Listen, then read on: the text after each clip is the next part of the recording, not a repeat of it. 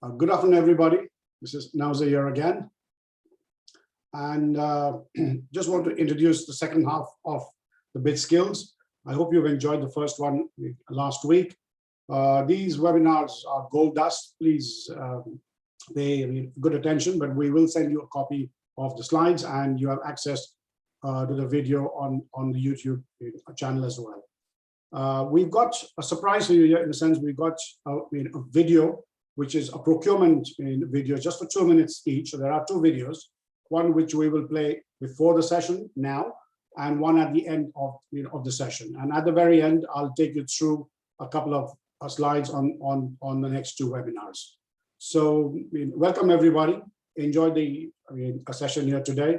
It's very intensive as it usually is, and I hope you learn lots from it. I will too. So over to you, Lisa, for the video, please.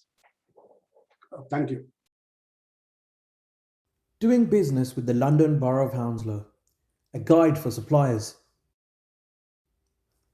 This video is an introduction to what the London Borough of Hounslow buys and where to find opportunities to bid for contracts. The London Borough of Hounslow spends around £170 million per annum on services, supplies and works. The largest categories of expenditure are in construction and social care, but a wide range of other categories too.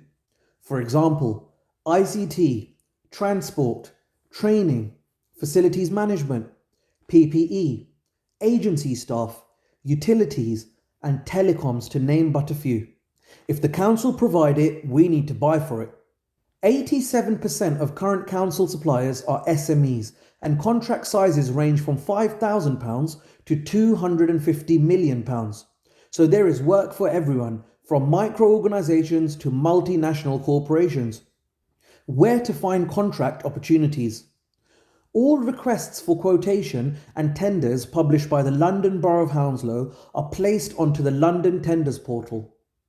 This can be found at londontenders.org.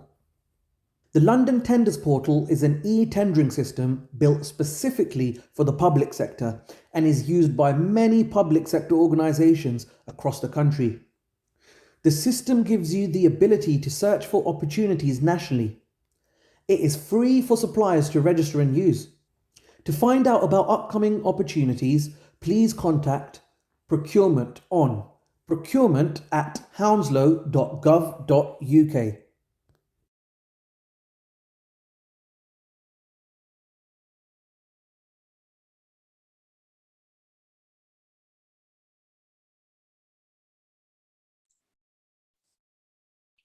Okay, thank you, Lisa. There is a short but very useful one. Remember that that URL, londontenders.org, and Neal will give you a lot more information on the other tenders across London as well.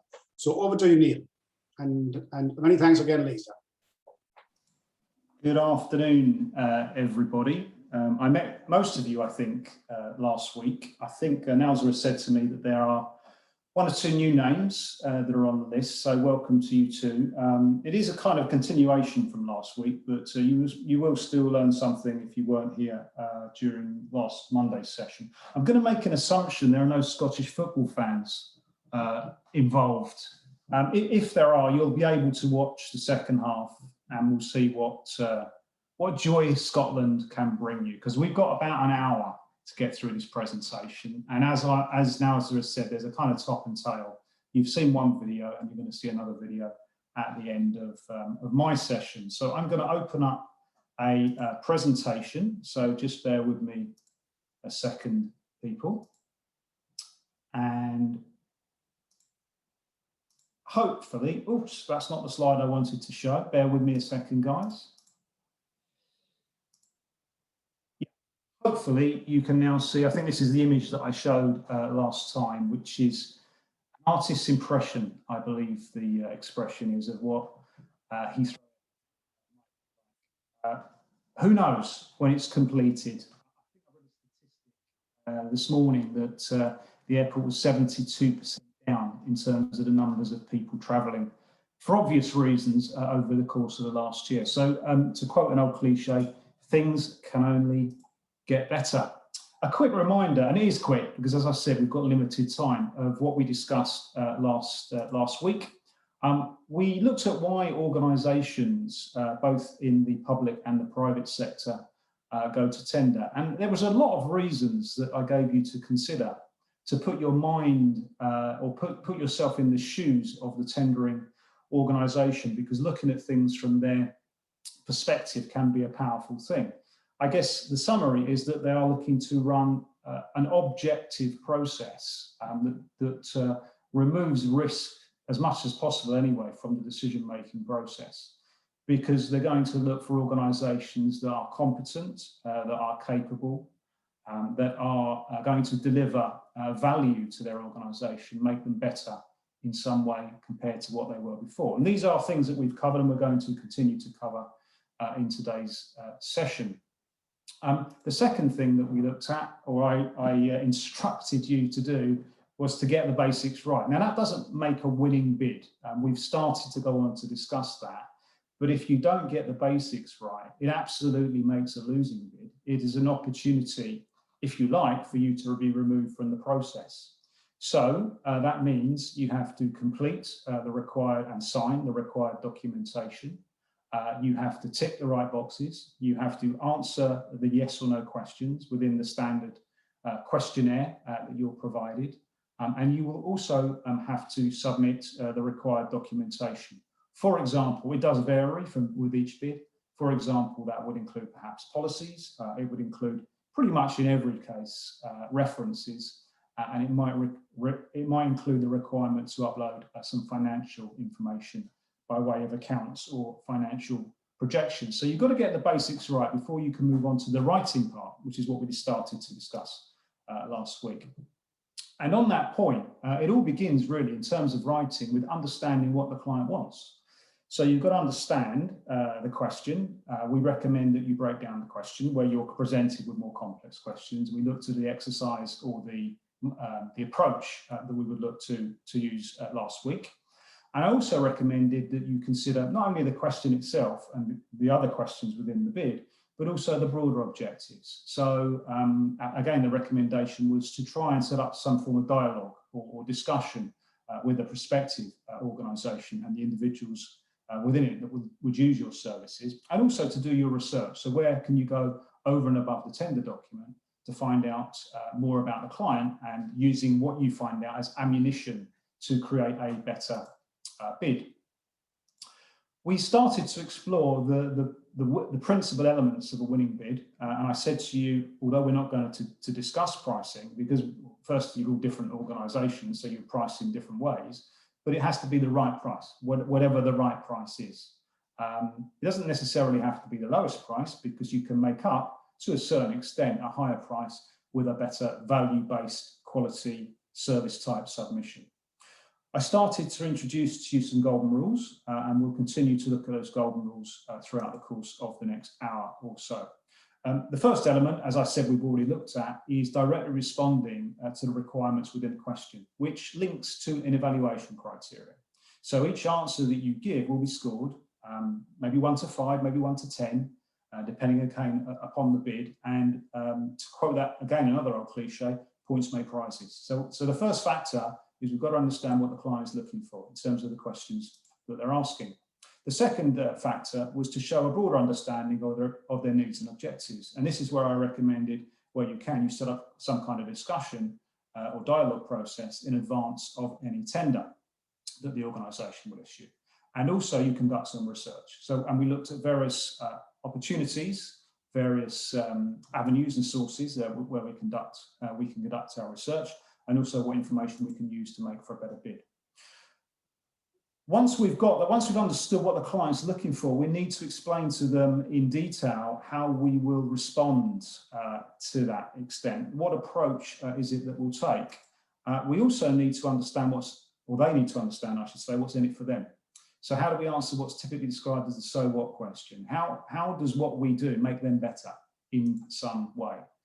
We also must make sure that we are supporting our claims and making them more believable with evidence. And lastly, in terms of our style of writing, we should write in a lean fashion, a concise fashion. That lends clarity And it also, if you're going about it in the right way, should provide accuracy as well. And these last four elements of the principal elements are what we are going to discuss and look at some examples of this afternoon. In addition to that, the film told you about the London Tenders portal, which London Borough Hounslow is a part of. I'm going to give you an opportunity, because one of the questions that were asked is, okay, this is very good. We understand perhaps how to go about writing a better bid and a winning bid, but where do we find these opportunities? So London Tenders is one. It's a very widely used one, and I'd recommend that you take a look at that. But I'm going to give you an opportunity to cast your net wider, and I'll give you more detail on that at the end of the session, okay, where you can find tenderers and how you can go about assessing them as well. Because one of the things that you should be doing is making sure before you spend a lot of time on something that it's the right kind of opportunity for you.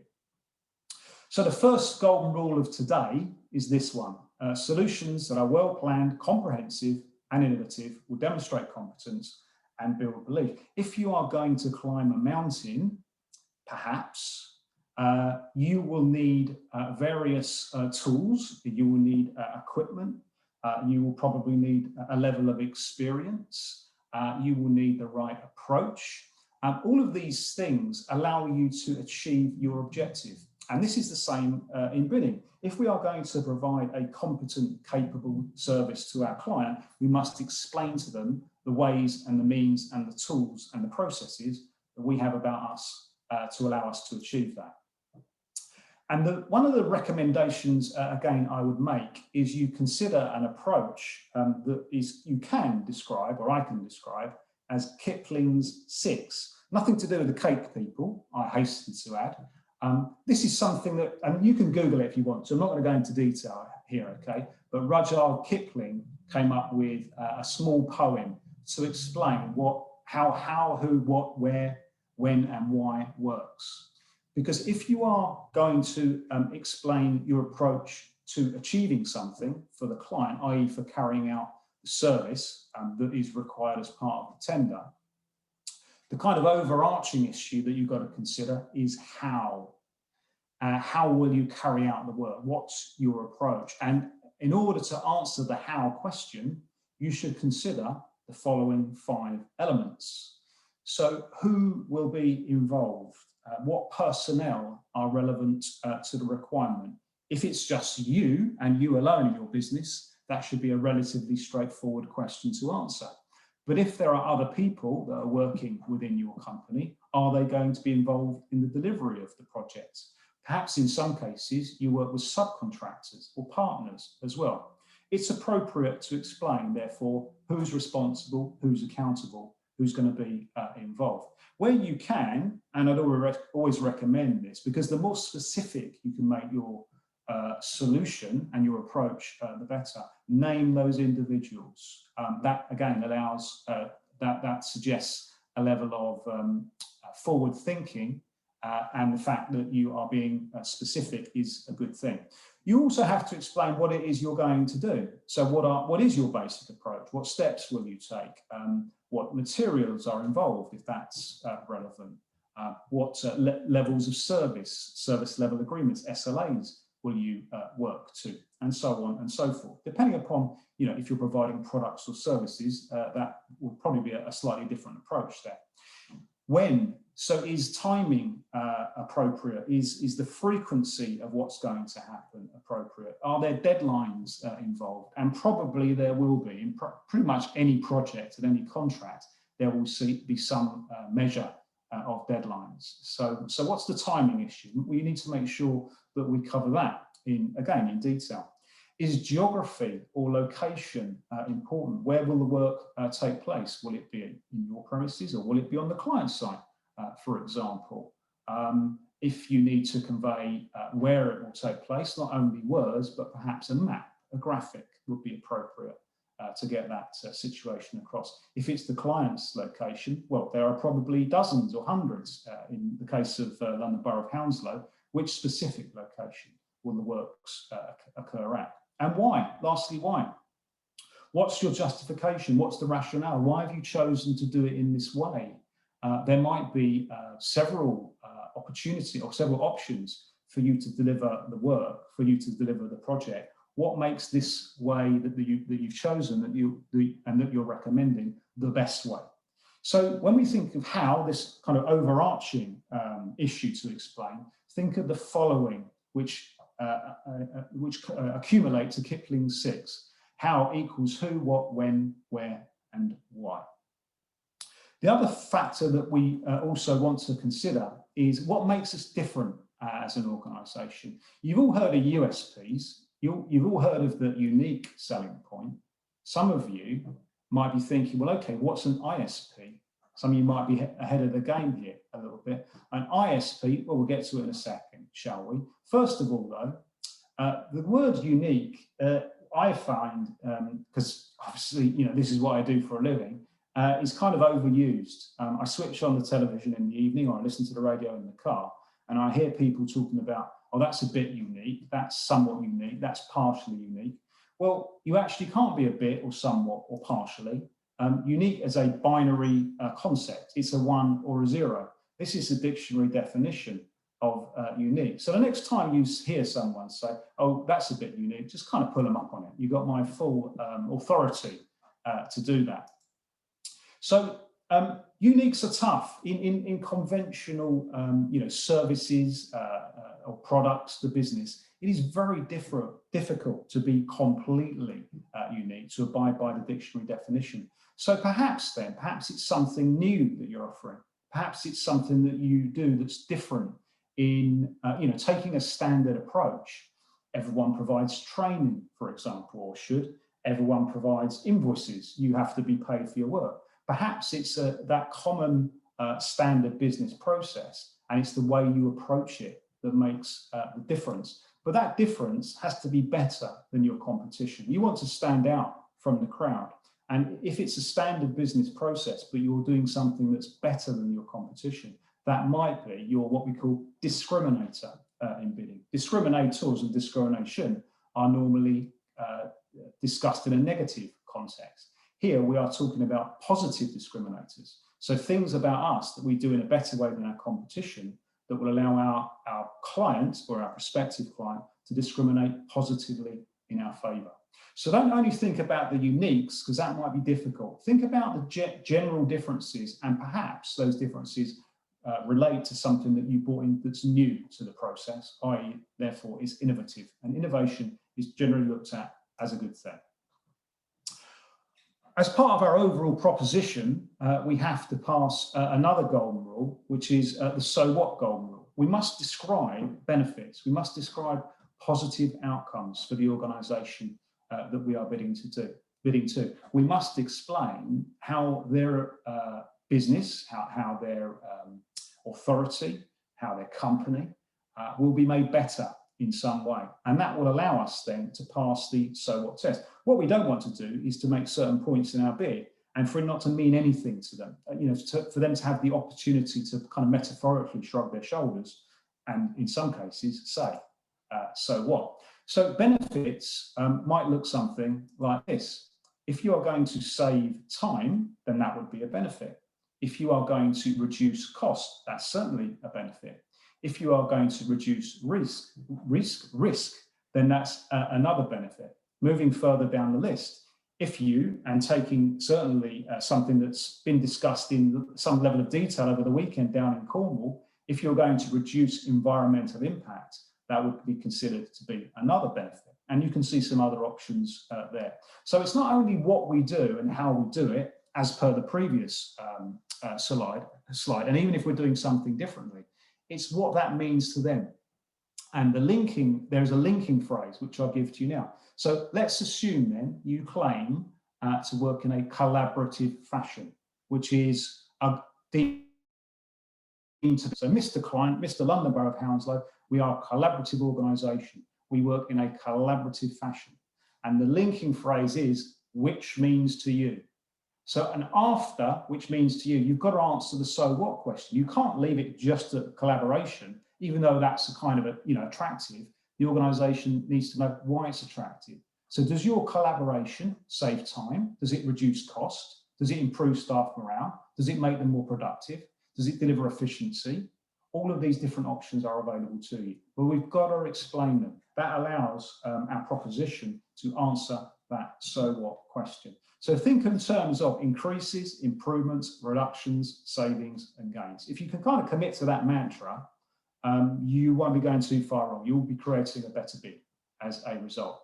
Now, if we are going to, for example, reduce waste, which would again be another good thing, that would be a positive outcome for an organisation, we must also consider and apply, where we can, a method for measuring and quantifying.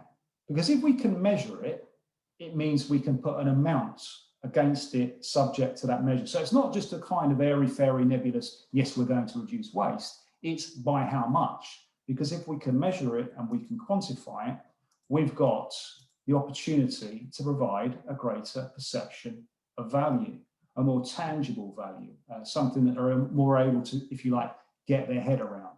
So where you can, where you're discussing outcomes for the client, increase, improve, reduce, save, gain, always consider the possibility of measurement, because if you can measure it, you can quantify it. If you can quantify it, there's a better understanding of the value associated with it.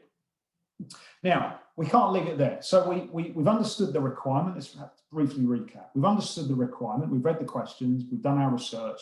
Perhaps we've had a conversation with them as well. Based on the requirement and the needs, we've designed our solution. We've started to explain, or we have explained, how we are going to carry out the work, how we're going to meet with the requirement. Then we discussed we've answered the so what question. We've explained what's in it for them. We've looked at increases, improvements, reductions, and savings and gains. Now, we shouldn't leave it there, because we need to give them reasons to make our story, in inverted commas, more believable. So this is supported by the latest golden rule, which is the one related to evidence that you see on your screen here. If you're in a court, if you're a prosecution in a court of law, you need to, certainly in the English courts, you need to prove your case, the phrase is, beyond reasonable doubt. And that's also what we should be doing in a bid.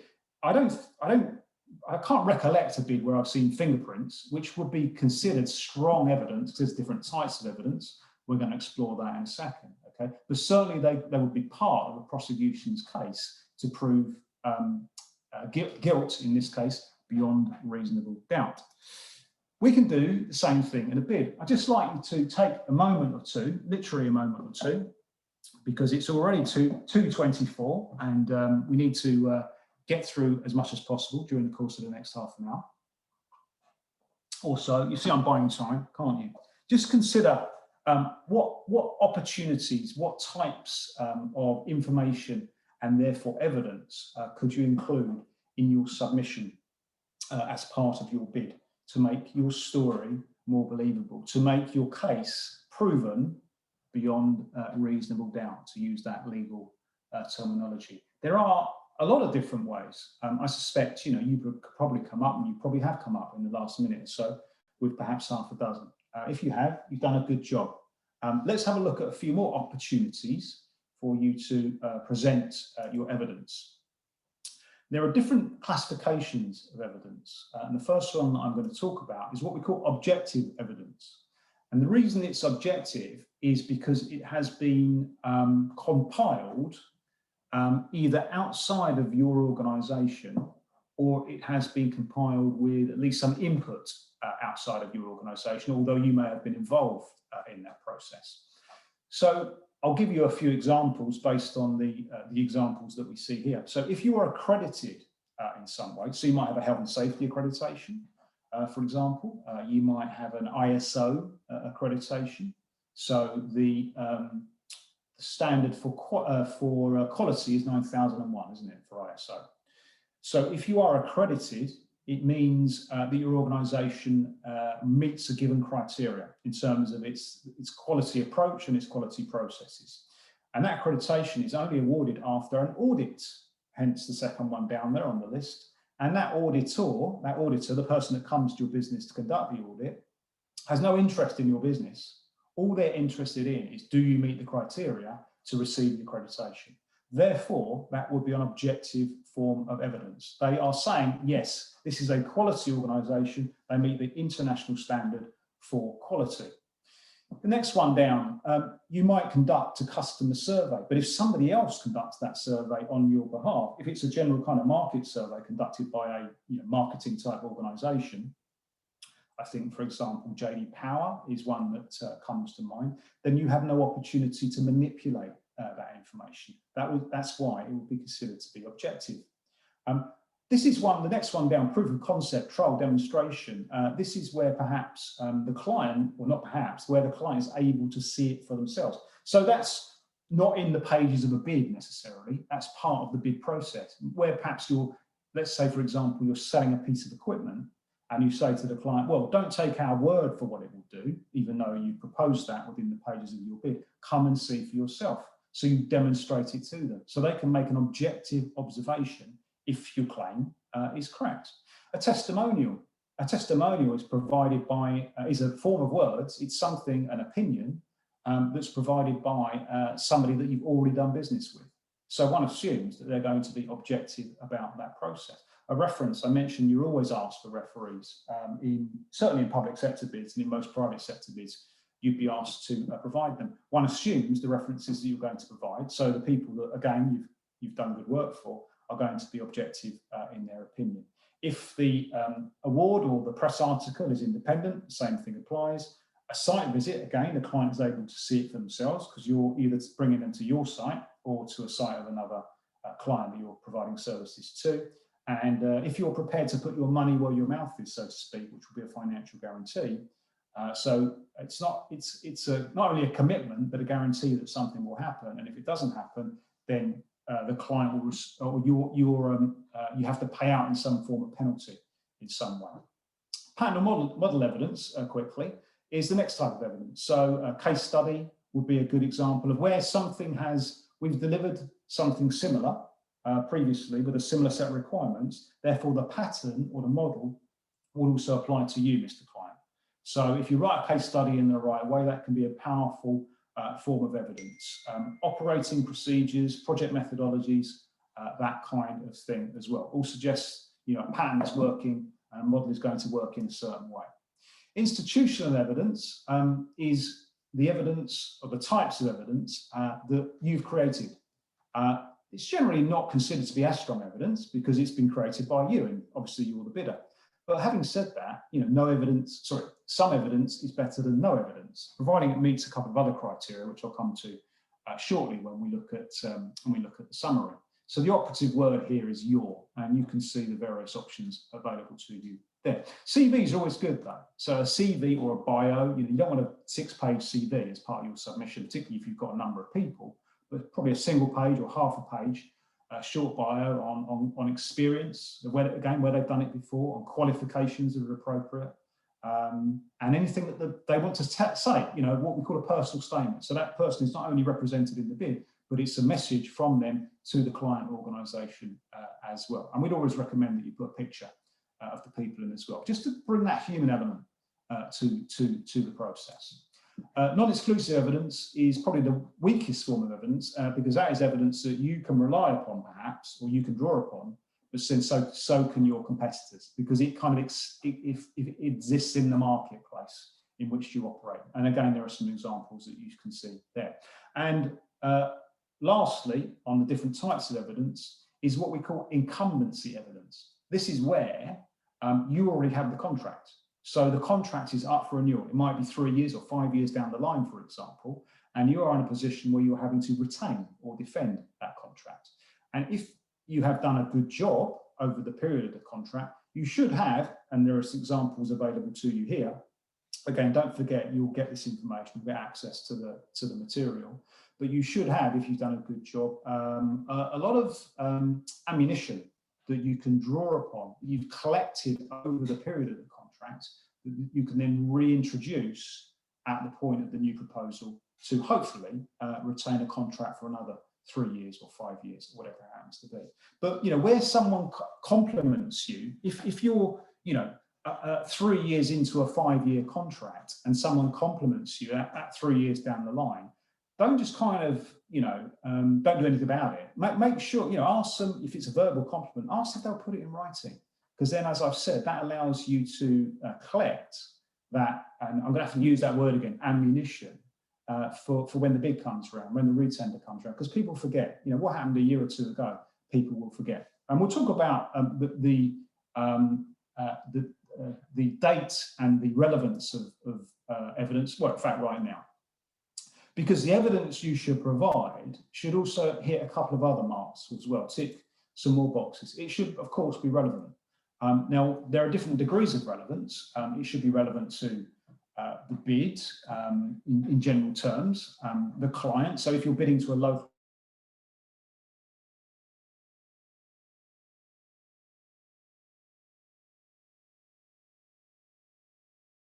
authority, then there's a degree of relevance there, isn't there? Because local authorities talk to one another and they can see themselves perhaps in the other. The market. Again, if you're bidding to a local authority, another local authority case study would be appropriate. If it's a case study that you've got on a bank, then maybe not, unless, of course, the services were similar, and that may well add that degree of relevance that you're looking for. But it all should be recent. Now, I said to you 3 years into a 5-year contract. That would mean then that, when the 5 years comes around, maybe the evidence that you've accumulated is a couple of years old. That's kind of right on the border, really, because the more recent, the better. Even if it's current, if it's a current project that you're rolling out to somebody else, and you can write a case study about it because you see there is that level of relevance, then so much the better. So the more timely, the more recent your evidence is, the stronger it will be deemed to be. And the whole bid, really, there has to be an element of planning about it. And we recommend that when you sit down and think about, well, what's this response going to look like? Part of what you should be thinking about is, what evidence will I include? Have I got a case study, for example, on this? I've done a great job for this client, several clients, but I haven't written the case studies. So, if you've got 3 or 4 weeks to turn the bid around, depending upon what you're bidding for, then you've got the opportunity, if you think about it at the start of the process, to write those case studies, or to collect those testimonials, or to speak to those referees, rather than wait until the end of the process. So evidence is, if you like, it's kind of your icing on the cake. It's really important, and it's something that an evaluator will look for. And of course, it makes your story more believable. To move on to the last part of what I'm going to talk about today, is the requirement, as per the golden rule, to write accurately, to write with clarity, clearly, and to write in a concise or succinct fashion. And I'm sure all of you have heard this maybe rather trite expression, less is more. But it's true. It is true with many things in the world, and it is certainly true in the world of bidding and in fact, written communication in general, because a bid is only one form of written communication. But what I'm going to show you now, you can apply pretty much to any form of written communication that you are involved in. Despite the fact that in some cases you could be bidding to a kind of faceless entity, if you haven't had the opportunity to discuss or meet with any individuals working for the customer before the tender process, your bid will not be evaluated by robots. It will be evaluated by human beings. So our job as bid writers, in this case, as salespeople, well, that's part of the bidding process. I mentioned that to you last time. Our job is to make their life as simple as possible, because evaluators don't evaluate full time. Okay, they have their day job to do, and they're called in to bid projects to act as evaluators. So the more simple, the more easy, the more straightforward we can make their life and their job, then the better. What we don't want to be doing is distracting them with useless information, and we don't want to be distracting them with bids that are very unprofessional and littered with error as well. And providing your bid is easy to understand process, it's something they'll appreciate. It might well give you the edge over your competition, assuming they're not sitting through this presentation.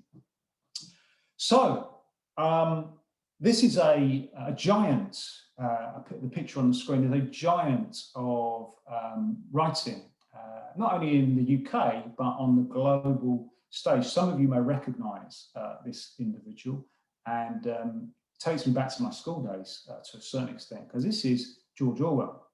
Now, George Orwell wrote, I mean, he's mainly known for a couple of books, one of which linked to education is Animal Farm, but which is a relatively small book. It's more of a novella than a novel. His, what I would describe as his seminal work is 1984. And if you haven't read it, I recommend it because it's a brilliant book, or listen to it on Audible. He didn't only write books, he wrote essays and papers. Eric Blair's his real name, by the way. If you get asked that in a pub quiz next time, have that one on me, Eric Blair. So back in 1946, long time ago, but it still applies now, Orwell wrote Politics in the English Language. And in that, he discussed 6 rules for writers. And those rules, as I've said, are prevalent today. And they are as prevalent for bidding as they are about writing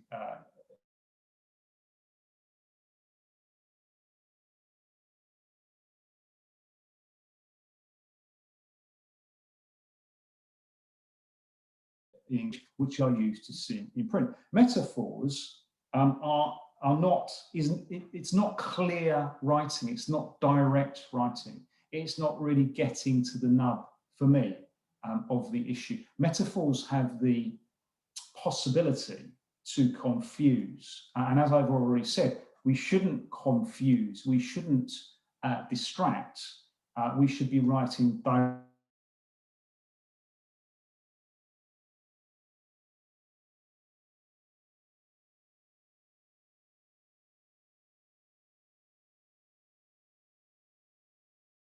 Probably has become a cliche, and cliches are kind of moments, aren't they? They're dull, they're repetitive. We want to provide interesting, informative, to some extent educational information in our bid. So cliches and similes shouldn't really belong. Never use a long word, or a short one will do. Of our evaluator, we don't want to confuse them. Okay, that would be one option. If it's possible to cut a word out, in fact, there was an exercise that maybe some of you have done prior to today's session. And the reason that we want to write concisely is not only because we want to get our point across quickly in an easy to understand format, but in most cases now we are restricted to a limit of some description. That could be you only allowed to answer the question in a certain number of words, a restricted number of words, or a restricted number of characters, or a restricted number of pages. Depends, again, it depends upon the bid. So you might have a lot to say, but you need to make sure that you're saying it in a concise fashion. And by abiding to rule number 3, you'll do that. Never use the passive where you can use the active. We'll look at an example of that in a second. Never use a foreign phrase, a scientific word, or a jargon word where you can think of an everyday English equivalent. I go back to the very heart of what we're talking about here, which is clarity. And if we are confusing our audience with either of the options that you see, then we are not providing clarity.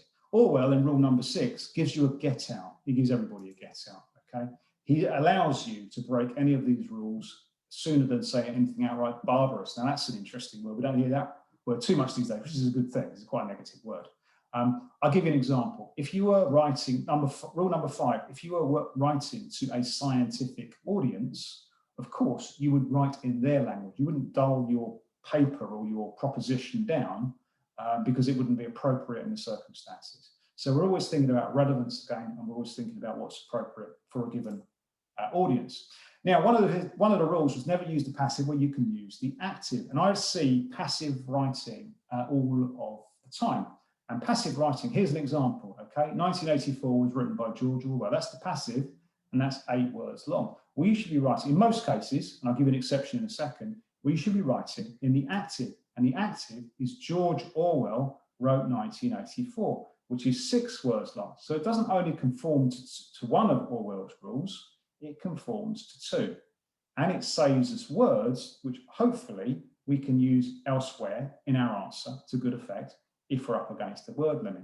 So always in the majority of the time in the active, not in the passive. Now, there's always the exception to the rule, isn't there? So The passive would be the Prime Minister was heckled by an onlooker in the crowd, and the active would be an onlooker in the crowd heckled the Prime Minister. But the emphasis here has to be on the Prime Minister, because most people would agree that he's the important element rather than the onlooker. So where you want to add a level of importance or emphasis, again, you could break Orwell's rule. But for the majority of the time, we want to write in the active rather than the passive. But as I've said, some exceptions apply. Also, we don't want to write in a cliched fashion. We don't want to use junk phrases. And there's a couple on the screen here already, isn't there? There's the blue sky thinking issue and there's the thinking outside of the box. How many times have we heard these? Here's a few more for you, okay? Again, it's cliched. To a certain extent, there are metaphors here. And it's kind of again, we're not necessarily talking about benefits, but it's a sort of so what moment. So we want to write in clear, direct, professional English, which means avoiding jargon. It means avoiding Americanisms, because you're bidding here in the UK, so you should be using the UK form of the language. So if you're writing the word labour, it should have a U in it, and the same is true of colour. And if you're using the word standardise, it should be an S rather than a Z, as the Americans would call it. For the word I thought for the first 30 years of my life was pronounced hyperbole, when in fact you all know it's hyperbole, and there's your definition, okay? Also doesn't belong in bid writing. I'm tempted to say my back's killing me. I have a bad back, my back's painful. The prognosis is, so the doctor tells me, it's not killing me. That would be an example of hyperbole.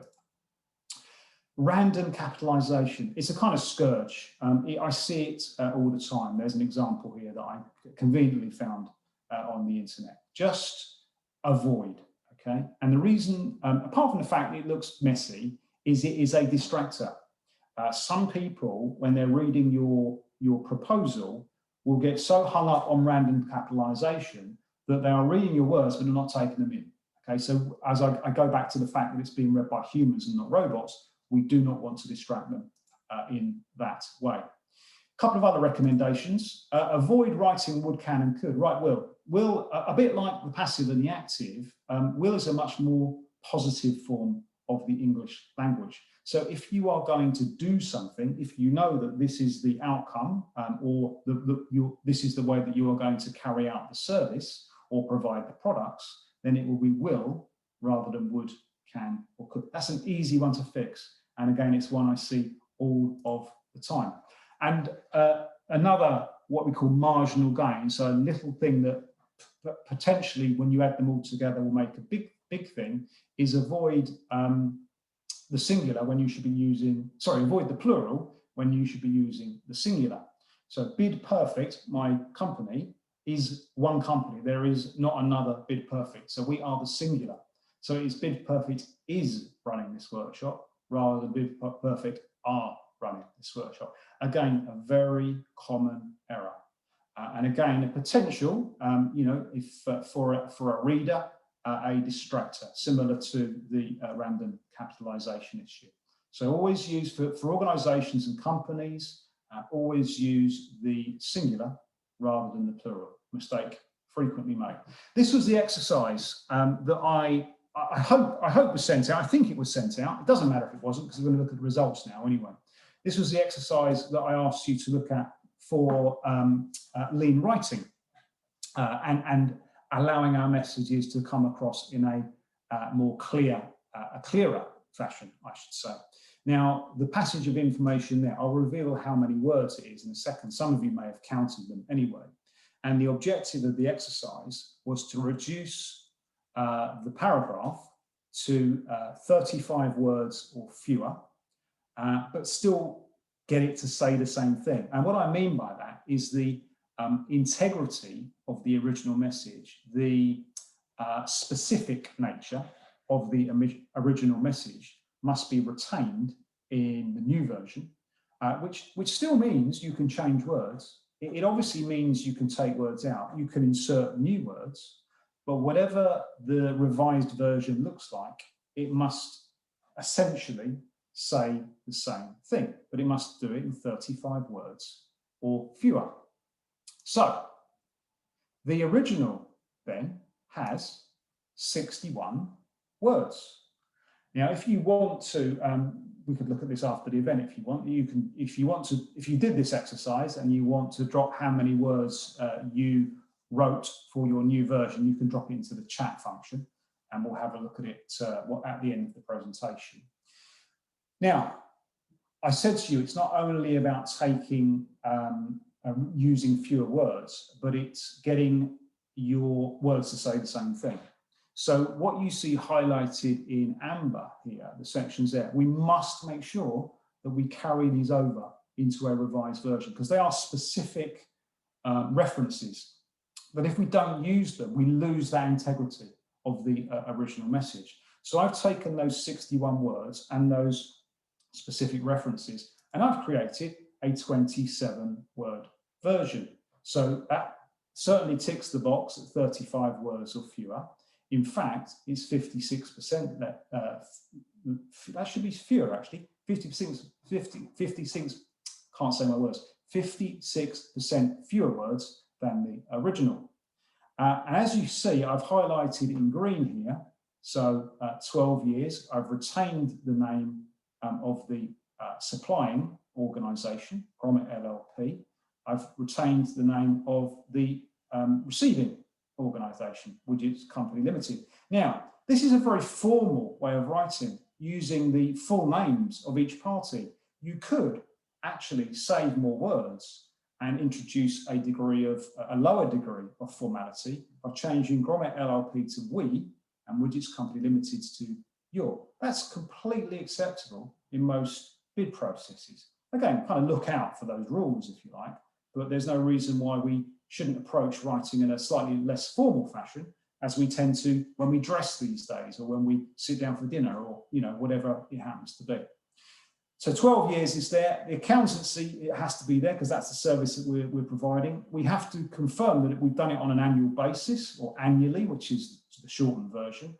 We're offering a 3-year contract, and over that 3-year term, the costs will be fixed. So we've taken 61 words and reduced them to 27, and we could save a few more if we introduced a less formal approach by using we and your instead of Grommet and Widgets Company Limited. We need to be spare, we need to be concise, we need to remove redundancy in our writing. Here are some more options. So the word basis, I completely understand that. I might have used a couple in this discussion so far, in this presentation so far. It's a completely a legitimate word in the English language, but I hear it all the time, on a regular basis, on an annual basis, on a monthly basis, regularly, annually, monthly, means exactly the same thing.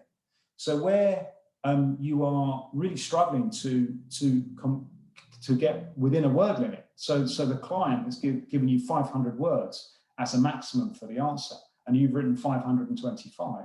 Look for these easy opportunities to save words on 2 separate occasions. So 4 words here can be replaced with 1 word twice. Here are some more for you.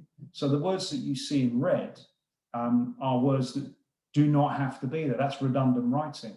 If you are carrying out scrutiny, the process of scrutiny, you cannot scrutinize in a kind of slipshod, haphazard type fashion. It is a careful process by its very nature. If something is foreign, then it must be imported. If something is imported, it must be foreign. So you could use one or the other. You don't have to use the 2 together. And again, you can see a lot of other opportunities here to write in a lean fashion rather than a redundant fashion. So very quickly, what's the time? Yeah, we've got plenty of time. I'm going to do a live edit.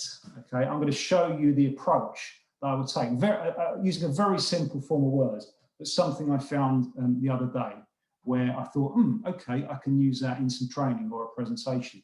So I'm going to just stop the share for 1 moment. So I need to open the Microsoft Word document, okay, and I'll show you my approach, and I'll talk you through my approach. So I'm going to share a Word document now, so just bear with me a second while I find it. There it is. Right, so hopefully all of you can now see something that begins with the chocolate bar. Now done a word check in Word, yes, a number of words check in Word, and there are 22 words in the sentence. The objective is to say the same thing, but do it in fewer words. The first thing to note, and again, if you followed what my presentation on Mr. Orwell's rules for writers, the first thing to note is this passage, this sentence, is written in the passive rather than the active, because it shouldn't be the chocolate bar was melted by the sun. It should be the heat of the sun. So let's cut that, put it at the front here, and we'll capitalize.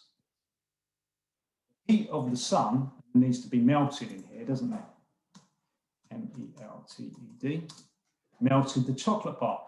Ask yourself, is the sun always hot? The answer to the question is yes. So it doesn't need to be the heat of the sun. The sun melted the chocolate. Now we have some capitalization issues here. We still have a capital T. Chocolate bar. Chocolate is a generic. This is not what we call a proper noun. So this is random capitalization. So the capital here should be replaced with lowercase. The sun melted the. Do we need bar? The answer to the question is yes. Bar is a specific. Otherwise, we could be talking about a chocolate bar. The bar has to remain. The sun melted the chocolate bar on the sandy beach. Are all beaches? No, is the answer to that question. Some beaches are shingle. Sandy is a specific. Sandy must say. Next to the sea. Where are beaches? Where are all beaches? Must all beaches be? All beaches must be next to the sea. There's no other option for a beach. Okay, so we can remove next to the sea. Now we could keep it. Actually, we want to get rid of some stuff at the end, don't we? Because that was used. So the sun melted a chocolate bar on the sandy beach at St. Ives. Or we could say,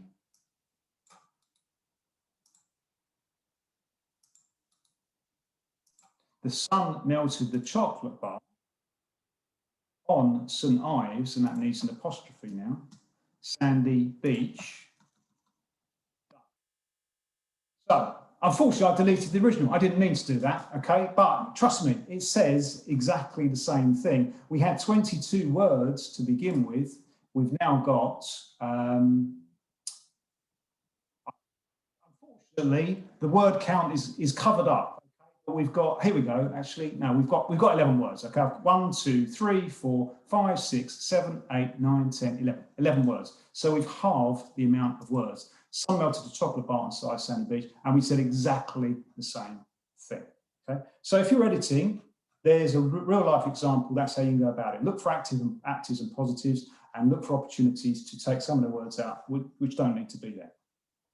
Right, I'm going to take you back to the presentation, and we'll just finish off. We've got very little to do now. So, by writing accurately, cleanly, clearly, positively, concisely, these are opportunities to show yourself up in a good light when compared to your competition. Therefore, they are a potential differentiator. Okay, so do not underestimate the opportunity to impress that's available to you there, and also the opportunity to get your point across in the clearest way possible.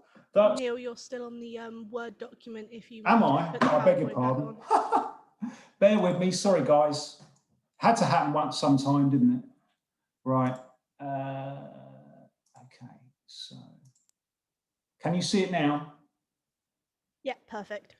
Excellent. Thank you very much. Right, I'm going to go back to the previous slide because that was a good one. Okay, so this was the slide I was showing when I was talking and the Word document was still on screen. I apologise for that. Okay, you want to stand out positively from the crowd, and by adopting this style of writing, by considering Mr. Orwell's and my recommendations, you will do that, and that's a potential differentiator between you and your competition. So to summarise, I think we're right on the money as far as timing is concerned. It's 4 minutes to 3 now. I'm going to summarise all of the 2 hours of the combined presentation in one slide. Your bid has to comply. It has to meet the compliance requirements.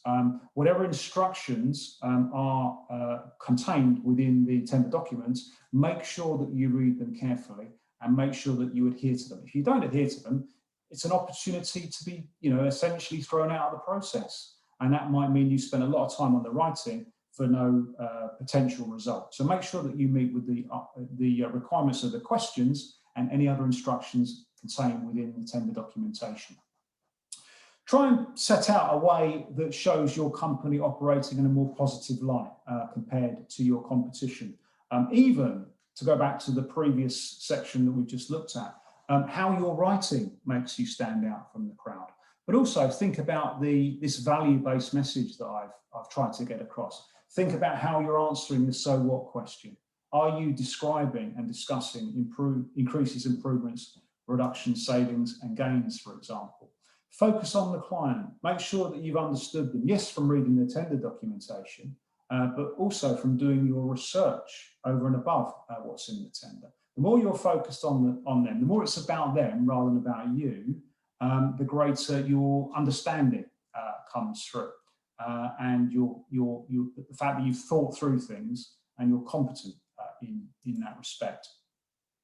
Make sure that your solution, so that the way that you work, your capability, your competence, to use that word again, your approach, the way you thought things through, and the benefits that you described to the client are coming through. Think of that linking phrase I mentioned to you. So we're a collaborative business, Mr. London Borough of Hounslow, which means to you. And that's followed by the increase, the improvement, the reduction, the saving, the gain. It needs to be a quality document. So one thing I haven't spoken about today is, for example, once we've written the document, once we feel it's standing up, we should have it reviewed. We should have it reviewed by someone that hasn't been involved in the writing process. They should be looking for errors, of course, with spelling and punctuation and so on, but they should also be looking for the things that we've been talking about. So, does it answer the so what question? If we've made a claim, is there evidence to support it? Is it written in a lean, clear fashion? Are the messages coming through clearly in that respect? So the overall quality document needs to have a quality feel about it. It needs to be easy to evaluate, and to make it easy to evaluate, again, you are writing in a way that corresponds to the evaluation criteria. So all public sector bids will have an evaluation criteria. Make sure that you read it, and make sure that your answers are responding in the same way. And where you're asked a question, and the question might be complex, make sure that your answer is structured in the same way as the question is structured. Again, that's the exercise that we did last week. And lastly, to go back to, again, the session that we've had today, make sure that the claims you are making are supported by evidence. There's different types of evidence, there's strengths and weaknesses of evidence, but I go back to one of the kind of overarching points I made. Some evidence is better than no evidence. So look to accumulate your case studies, your testimonials, your accreditations, your customer surveys, your articles in the press, whatever it happens to be, because they will come into their own when you're in a bid process. And the last golden rule is this one. It's slightly non-PC, but hey, that is bidding. There are no second prizes. It's not the taking part. It is the winning that matters. What I don't want you to do is spend a lot of time on writing in the wrong way, if you like. So going against everything that we've been talking about today and last week, which is still going to take time, and you get little or no result from it, because that's not the ground that we want to inhabit. Now, linking to the film that you saw earlier, there are London Tenders is one portal, and I recommend that you're looking at that and enrolling in it if you haven't done already, because it is one that's used by many local authorities across the UK, not just in London, although I think most of them are in London. But there are, in this country, greater than 1,400, can you believe it, different framework and tendering portals. So this is I was going to say literally a minefield. That's not quite true. It's not literally a minefield, but it's difficult, okay, to find the right opportunities amongst those 1,400. So Bid Perfect, my company, is working with an organisation that will do that for you, Okay, we have a partnership with this company here, Stottles, and the play there is Aristotle's. The sum of the parts is greater than the whole, was Aristotle's phrase. It's not written here, but if you want to take a note, we're running a webinar in partnership with Stottles next Wednesday, I think it is, the 23rd at 12:30. The link is on the screen. Now you're going to get these slides, so you can access that link. And if you take part in that webinar, you're entitled then to have free access to part of the Stottles, because this is a paid for thing, but in taking part of the webinar, there's free access opportunity for you. So if you want to interrogate those more than 1,400 tender portals and do it in a really easy to understand fashion and assess the opportunity before you write it, that's the recommendation that I would make. There are my contact details. The same is true if you want to reach out, to use an Americanism to me, you can do so through the various opportunities that are on screen now. And at 15:02, I rest my case, I believe the expression is. And I stop sharing my screen and I'll take you back to Neal, I believe, in the first instance. Thank you, Neil. That was excellent. I've been watching you for many years now, and every time I pick up one or two gems, hopefully helps us to win a few more contracts as well. Okay, so I'm going to hand over to Lisa. I request Lisa to show the second video, and following that, I've got one or two slides for next a couple of months. So over to you, Lisa. The tendering process at London Borough of Hounslow. The first stage to tendering is to register your interest in an opportunity at londontenders.org. This will give you access to the documents relating to the contract. In these documents, you should find as a minimum the invitation to tender. These set out how the tender will be run. The selection questionnaire. This asks for information about you, covering basic information, criminal offences, financial standing, insurance and experience. The specification, sometimes known as the employer's requirements. This is a vital document for bidders as it shows the background to the requirement and what we want to achieve from the contract. The award criteria, sometimes known as the contractor's proposal. These are the questions we require you to answer. The weighting of each question is shown here. The terms and conditions. The draft contract will be made available to you so you can check the fine print. Make sure you have read and understood these documents before bidding. You can request clarification on any element of the tender. The next stage is to complete your response. Ensure your answers cover all the points required. Where possible, link your answer back to the specification and any other relevant documents provided. Once your bid has been submitted, it is evaluated in line with the instructions in the tender. This usually involves individual evaluators scoring your response before it is moderated as a group for the outcome. Bids are only evaluated against the criteria set, not against other bids. As soon as possible after evaluation is completed, you will be notified of the outcome. If you have not been successful, you can request a debrief to obtain feedback on your bid to put you in a better position next time. If you would like more information on the processes followed, please go to the procurement page at hounslow.gov.uk or send a question to the procurement team on procurement@hounslow.gov.uk.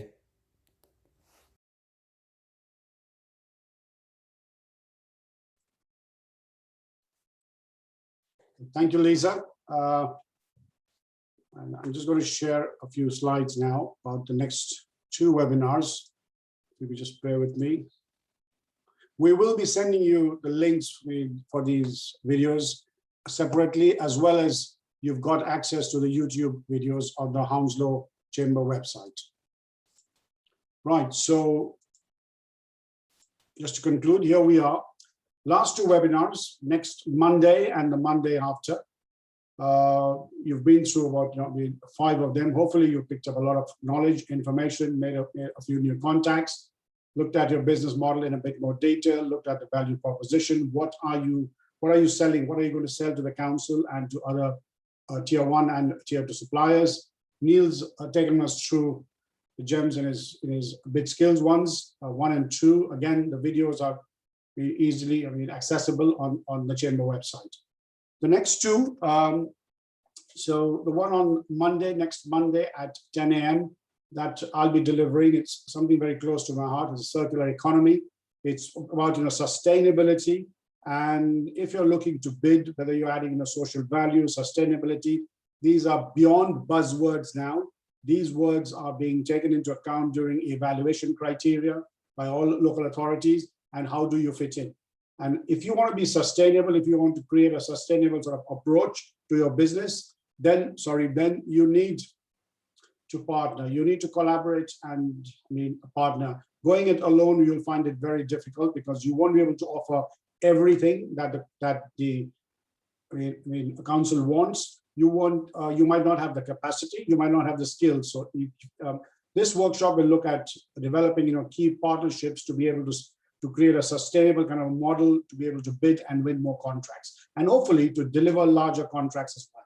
Because it's one thing to win a contract, and it's a nice sort of problem to have. Believe you me, I've been there. It's a nice sort of a problem to have, but it's a difficult one. You've got to deliver the contract as well. And we do that very cleverly in bringing in people like Neal, Lisa, the chamber, and that's how we make that a success. And I'll give you some real life examples on a few of our clients as well. Okay, the last one is on Monday the 28th. That's 2 weeks from now, and it's by Jez. Jez has been with us for a few years. He is ex-DJ. He also sings opera at Carnegie Hall in New York when he gonna get there, and he's a specialist on presenting to win. He charges an enormous amount of money to do this kind of workshop with large clients in central London, in the city. But with us, he's been with us, he's been a member with us for many years, and we do this at affordable rates, and we are bringing this world-class a person to you to be able to help you with your confidence, to be able to speak with knowledge, to be able to say what you should be saying, what you shouldn't be saying, how you should be saying it, etc. So don't miss it. It's the culmination of the entire program, and it's an opportunity for you to encapsulate everything together. And when you get an opportunity, sometimes with local authorities, with tier 1 suppliers, with tier 2 suppliers as well, you are sometimes shortlisted. And when you're shortlisted, that means you've got to make a presentation. In this day and age, for the next couple of years, maybe it'll be hybrid. Even if you're doing it on a face-to-face sort of a basis, if you're lucky enough to be called into a room, or if you're doing it on Zoom. But Jez's webinar is absolutely invaluable. So don't miss these two. These are the last two. And following them, you'll be sent a link for a feedback form, which I'll discuss with you at the next webinar. So on that basis, happy notes. Can I just make a point? Yes, I'm going to hand over back to you, Neal. Yes, please. Yes, I just wanted to say that this is the one that we've got on screen now. Jez's presented to win is a real natural follow-on to what we've just been discussing. There's one point I didn't make in too much detail, is that in many cases the bid will get you onto a shortlist, and then it's your job through discussion and possibly a presentation to win from a shortlist of bidders. So yeah, I'm even interested in this. So I thoroughly recommend that this is the next, if you like, part of what we've been talking about for the past 2 weeks. That absolutely makes sense. Thank you, Neal. That's great. Okay, so on that note, I'm going to stop sharing. We've come to the end. Many thanks to you, Neal. Many thanks, everybody, for attending. I'm just seeing there are any questions. Many thank yous. That's great. Any further information, you have our email addresses. You will be sent a copy of the presentation when this is all over. You have access to the videos from tomorrow itself. Lisa's put up a link, or if you can't get all the links, simply type in Hounslow Chamber YouTube and you'll have it. So hope it's been useful. Many thanks. Great to have you on board, and see you soon. Nice to meet you. Goodbye. Thank you. Bye now. Thank Bye-bye. you.